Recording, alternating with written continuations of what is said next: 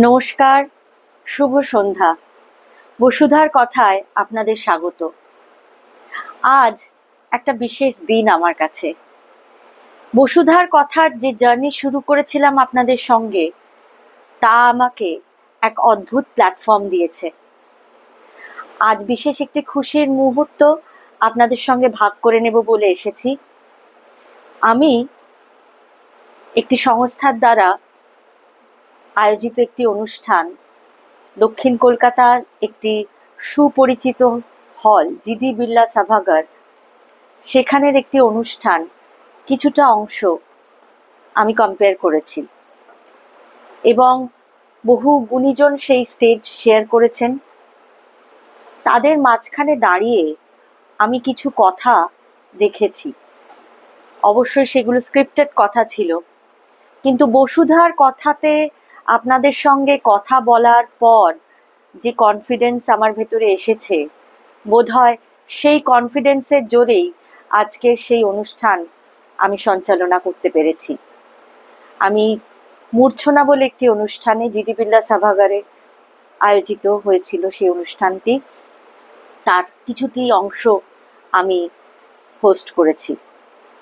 তো এই কনফিডেন্স আপনাদের সঙ্গে কথা বলেই আমার ভেতরে এসেছে এবং এর শ্রেয় খানিকটা আপনাদেরও প্রাপ্য।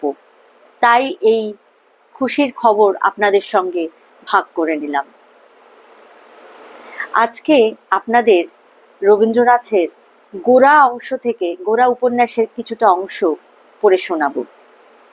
গোরা যখন উপলব্ধি করে যে এতদিন ধরে সে যা ভেবে এসেছে তা ভুল, তার আত্মোপলব্ধির সঙ্গে সঙ্গে তার চেতনার বিস্তৃতি ঘটে।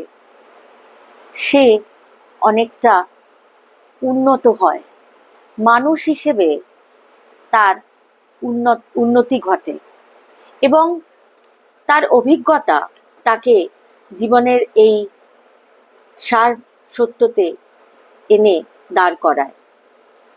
গোরা পরেশবাবুকে বলছে, গোরা কহিল, পরেশবাবু, এতদিন আমি ভারতবর্ষকে পাবার জন্য সমস্ত প্রাণ দিয়ে সাধনা করেছি।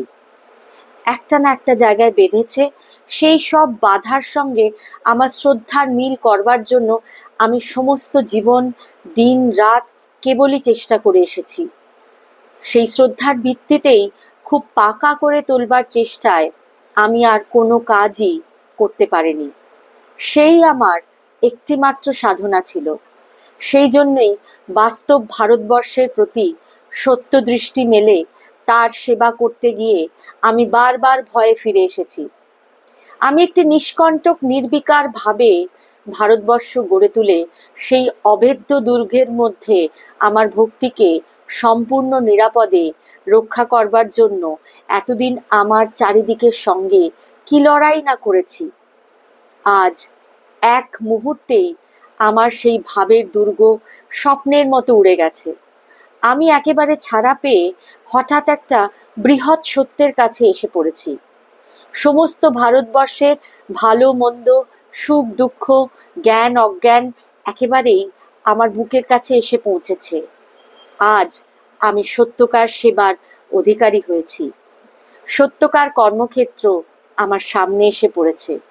সে আমার মনের ভিতরকার ক্ষেত্র নয়, সে এই বাইরের ৫৫ কোটি লোকের যথার্থ কল্যাণ ক্ষেত্র। শুভরাত্রি। আজ এই পর্যন্তই।